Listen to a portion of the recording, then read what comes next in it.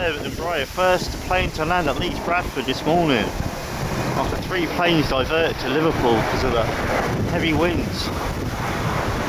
50-mile-an-hour gusts.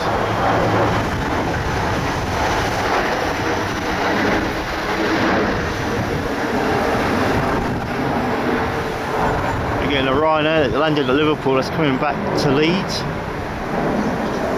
One of the planes that diverted to Liverpool from Palma de Mallorca, 737 max8. It's already been around once, checking the wind at Leeds Bradford.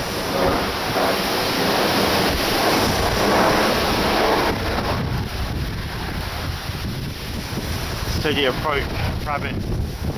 High wind still here at Leeds Bradford.